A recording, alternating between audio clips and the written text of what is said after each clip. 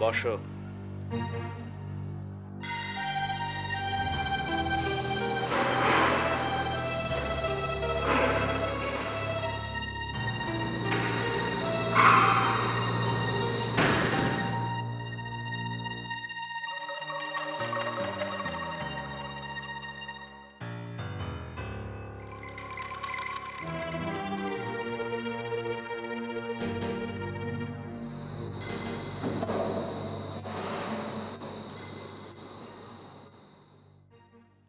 তো তুমি সেই বিখ্যাত ছাত্র নেতা?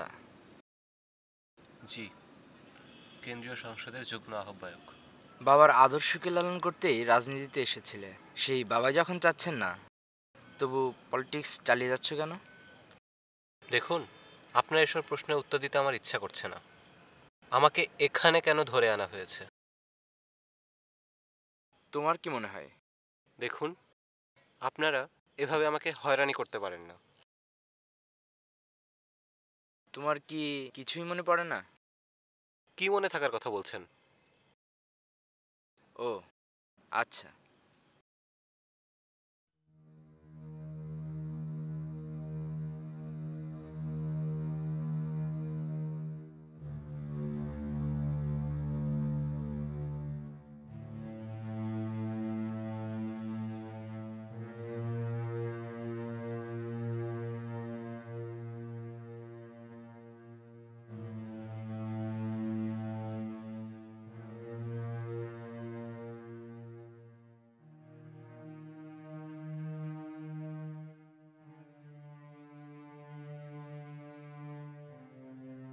সম্ভবত জীবনে আজ প্রথমবারের মতো লিখতে বড় দ্বিধা হচ্ছে। যাকে মুক্তির পথ হিসেবে জেনেছিলাম, সেই আমাকে শিকলে বন্দী করে দিচ্ছে। মনে হচ্ছে যেন অনেক সংগ্রামের পর পেয়েছি এক কারাগার স্বাধীনতা। নিশ্চয়ই আপনারা জানেন না আপনারা কাকে ধরে এনেছেন। পরে আপনাদের কপাল চাপড়াতে হবে। আমি এখন একটা ফোন করব। আহ, এখানে কোনো ফোনের ব্যবস্থা নেই। আপনার নামটা জানতে পারি? আমি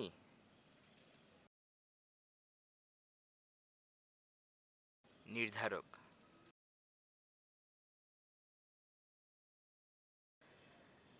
তোমাকে কিছু সাদাসিধে কথা বলবো। এদিকে দুটো পাশাপাশি দরজা আছে। তুমি যদি সদুত্তর দিতে পারো, এর একটি দিয়ে বের হয়ে যেতে পারবে, অর্থাৎ তোমার মুক্তি। আর যদি না পারো, তাহলে বাহ, বেশ ইন্টারেস্টিং তো। তাহলে তো আমার জন্য একটা অ্যাডভেঞ্চার অপেক্ষা করছে। আচ্ছা, আমি যে দরজা দিয়ে ঢুকেছি সেদিক দিয়ে বের হতে চাই যদি? সবাই প্রথমে এই কথাই জানতে চাই। তুমিও ব্যতিক্রম নাও, সময় হলেই জানতে পারবে।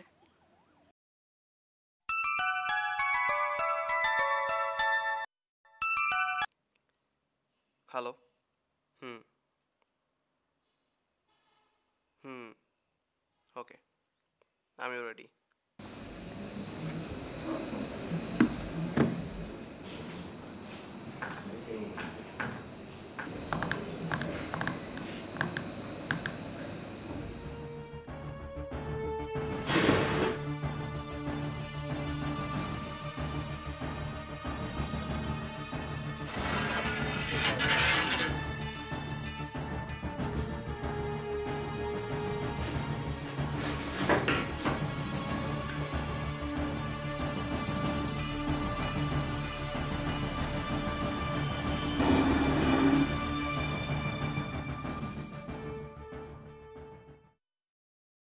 আচ্ছা, শুরু করা যাক। তোমার সময় খুব কম, তাই সময় নষ্ট না করলে তোমারই লাভ।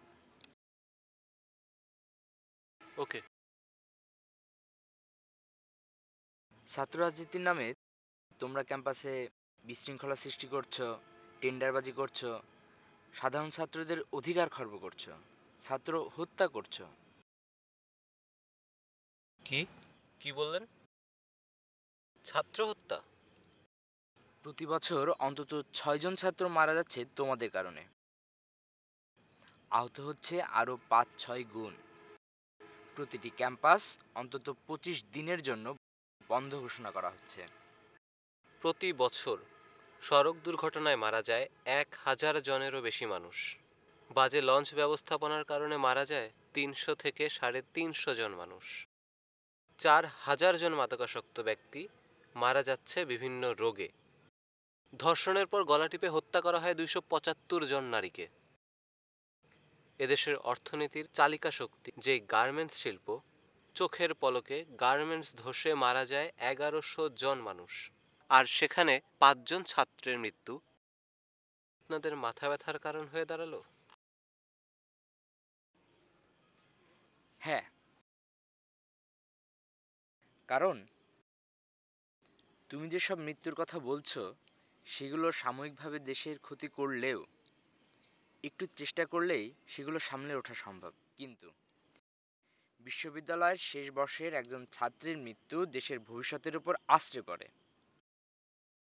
তোমার সম্পর্কে যতটুকু আমি জেনেছি তাতে আমার ধারণা তুমি নিশ্চয়ই বাটারফ্লাই ইফেক্ট সম্পর্কে জানো। ছাত্রদের এত মূল্য? তাহলে পরীক্ষায় অকৃতকার্য হওয়ার কারণে একজন ছাত্রকে আত্মহত্যা করতে হয় কেন?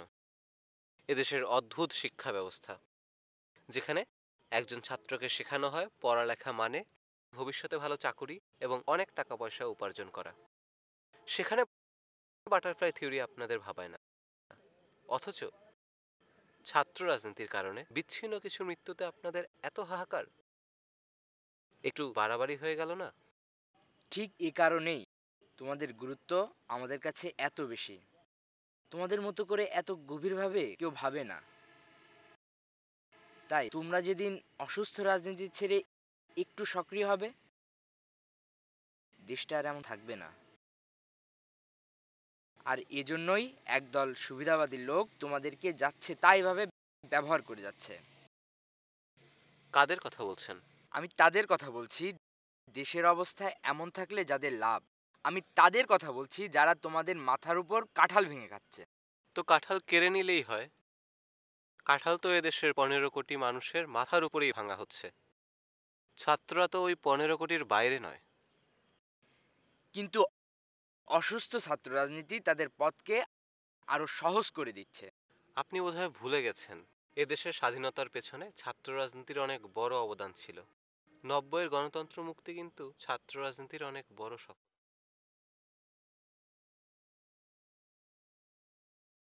আর এজন্যই স্বাধীনতার পর ক্ষমতায় যাওয়ার পর ছাত্ররা বিবেক শূন্য হয়ে গিয়েছিল। জাতির পিতার হত্যার পর মুখ বুজেছিল। দুনিয়ার এমন কোনো সন্তান আছে যে তার পিতার নির্বিচার হত্যার পরও মুখ বুজে থাকে? 90-এর আন্দোলনের কথা বলছো? বুকে হাত দিয়ে বলো তো, গণতন্ত্র কি সত্যিই মুক্তি পেয়েছে? আমি মানছি 90-এর পর ছাত্র রাজনীতিতে আদর্শিক পরিবর্তন এসেছে, কিন্তু এখনো যারা ছাত্র রাজনীতিতে আসছে তাদের সিংহভাগই দেশকে ভালোবাসার জন্যই আসছে। চায়ের দোকানে বসে দেশের গোষ্ঠী উদ্ধার না করে সক্রিয় অংশগ্রহণের মাধ্যমে তারা দেশের পরিবর্তন চায়। যে লোকটা সপ্তাহে 6 দিন 8টা-5টা রুটিন মেনটেন করে দিন শেষে দেশকে গালি দেয়, তার আদর্শের চাইতে আমি এই ছেলেগুলোর আদর্শকে এগিয়ে রাখব।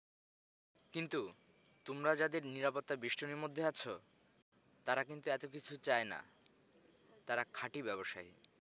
তারা শুধু চায় টাকা। কিছু স্বল্প শিক্ষিত লোক তোমাদের মতো মেধাবীদেরকে রাজনীতির পুতুল বানিয়ে রেখেছে। ব্যাপারটা দেখে খুবই আশ্চর্য লাগে। আপনি দেখি খুবই নৈরাশ্যবাদী। আমরা ছাড়া এদেশের গণতন্ত্র চর্চা মুখ থুবড়ে পড়তো। কিন্তু যে বাবা একসময় ছাত্র রাজনীতিতে সক্রিয় ছিলেন, গণতন্ত্রের জন্য রাজপথ কাঁপিয়ে তুলেছেন, তিনি কেন তোমাকে রাজনীতি থেকে সরে আসতে বললেন? আমার সম্পর্কে আপনাদের কাছে বেশ ভালোই ইনফরমেশন আছে দেখছি। দেখুন, বাবার এই দাবিটা সম্পূর্ণ ব্যক্তিগত। সামনে কেন্দ্রীয় নির্বাচন, সাথে কিছু অভ্যন্তরীণ কলহের কারণে বাবা ভয় পাচ্ছেন যে ক্যাম্পাসে কেউ আমাকে আক্রমণ করতে পারে। ভাবনাটা কি অমূলক? হ্যাঁ, অমূলক। আমি আমার রাজনৈতিক জীবনে কাউকে একটা আঘাতও করিনি। সব দলের ছেলেরাই আমাকে ভালোবাসে এবং শ্রদ্ধা করে। তোমার বাবাকেও নিশ্চয়ই একথাই বলেছিলে। হুম। তাহলে তোমার বাবা তোমাকে বাড়ি থেকে বের করে দিল কেন? তোমাকে ত্যায্যপুত্র করলো কেন?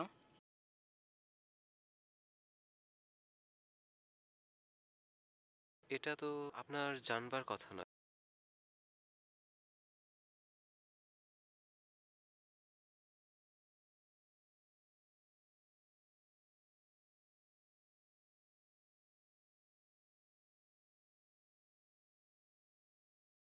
আজকের পত্রিকাটা বোধহয় তোমার পড়া হয়নি।